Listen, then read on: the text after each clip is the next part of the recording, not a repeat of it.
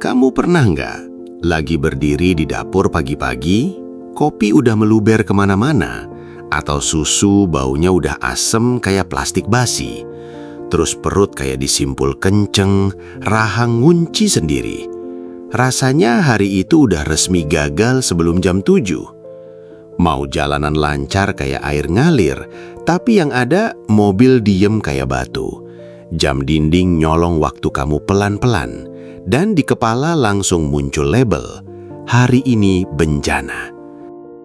Padahal, buat orang yang jalan lewat depan jendela kamu, semua itu cuma suara latar.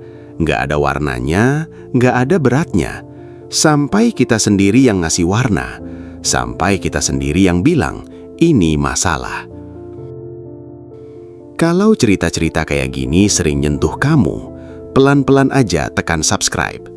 Di sisi lain kita belajar ngasih nama yang lebih jujur buat apa yang kita rasa, biar nggak berisik sendiri.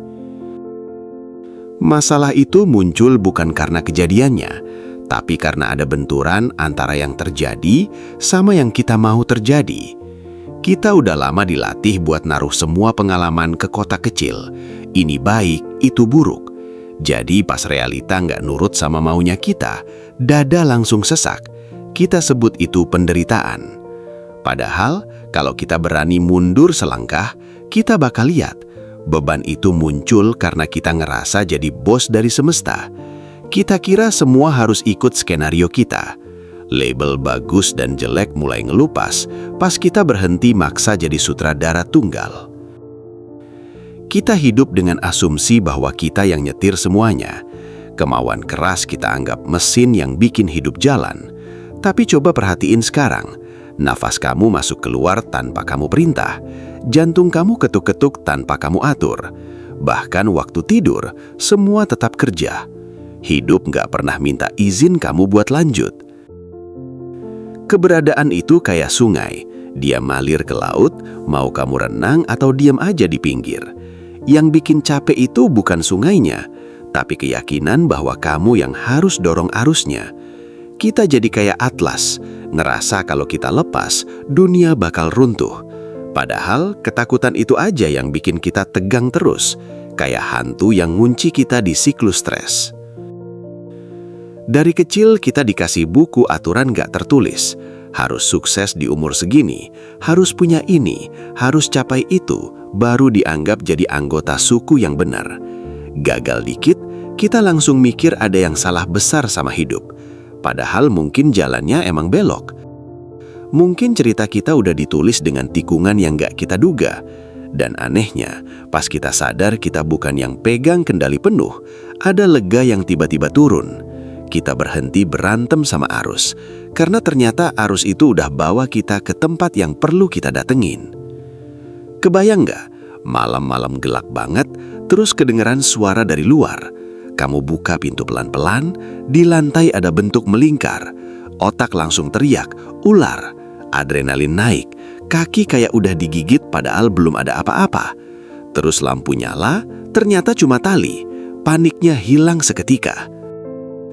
Masalah kita sering kayak gitu. Kita diajarin bahwa hidup harus jalan di rel tertentu. Padahal relnya nggak ada. Tanda sukses atau bencana itu cuma gambar di kepala. Kita dikasih definisi, badan harus sehat terus, rumah harus penuh, baru hidup berarti. Itu buku aturan yang ditaruh di tangan kita sejak lama. Terus gimana kalau suatu sore, kamu pulang, pintu rumah kebuka, barang kesayangan hilang, dinginnya langsung nyerang dada. Karena di buku aturan kita, rumah harus selalu nyimpan benda-benda itu. Sakitnya bukan cuma karena barangnya pergi, tapi karena cerita tentang punya di kepala kita disobek. Dunianya cuma lagi mindah-mindahin bagiannya dengan cara yang udah diputuskan lama. Marah ke pencuri, kesel ke sopir ugal-ugalan, itu ngabisin energi yang bisa kita pakai buat hal lain. Bukan berarti kita nggak boleh ngerasa apa-apa. Tapi kalau kita ngeh bahwa kita bukan satu-satunya pelaku, kita bisa jalanin momen berat itu dengan anehnya lebih anggun, nggak berantakan. Kondisi kita ini kayak alur ban di jalan tanah habis hujan, dalam.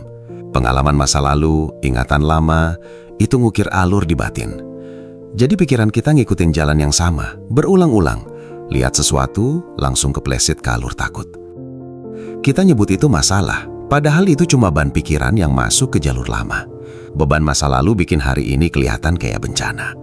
Kalau kita bisa keluar dari alur itu, tanahnya datar lagi.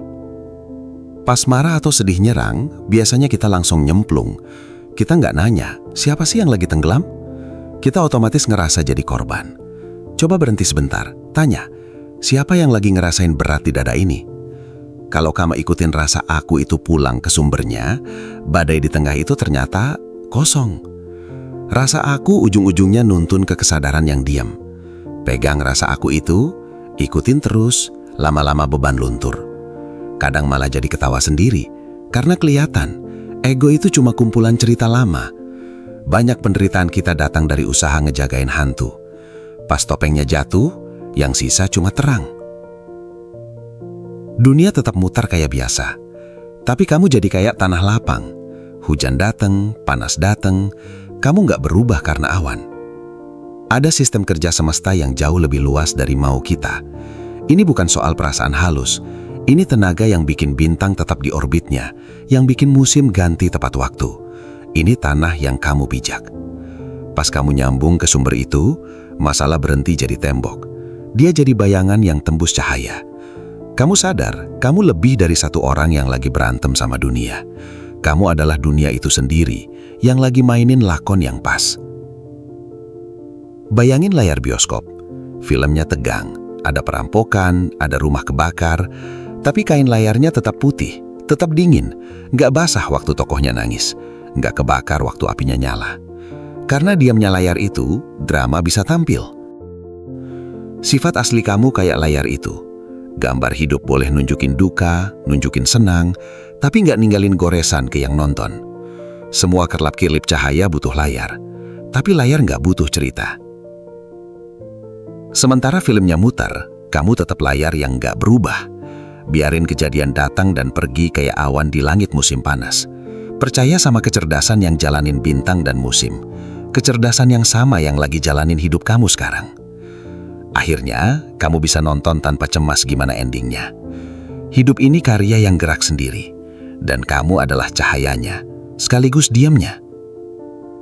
Mungkin selama ini kita capek bukan karena hidupnya berat, tapi karena kita ngotot jadi satu-satunya yang kerja. Kita lupa, ada arus yang lebih besar yang udah bawa kita sejauh ini. Nafas yang gak pernah kita minta tapi selalu dikasih. Jantung yang gak pernah kita suruh, tapi gak pernah berhenti.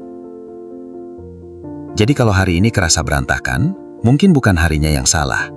Mungkin cuma waktunya buat ngingat, kamu nggak harus gendong semuanya sendirian. Ada hal-hal yang tetap jalan bahkan waktu kamu tidur. Ada bagian dari kamu yang tetap utuh bahkan waktu semua berasa hilang. Biarin tali kelihatan sebagai tali. Biarin awan lewat tanpa kamu tarik-tarik. Kamu tetap di sini. Nggak kurang, nggak rusak. Cuma lagi diingetin bahwa kamu juga dipeluk sama sesuatu yang lebih luas dari semua rencana kamu. Dan itu kadang udah cukup buat bikin dada longgar lagi.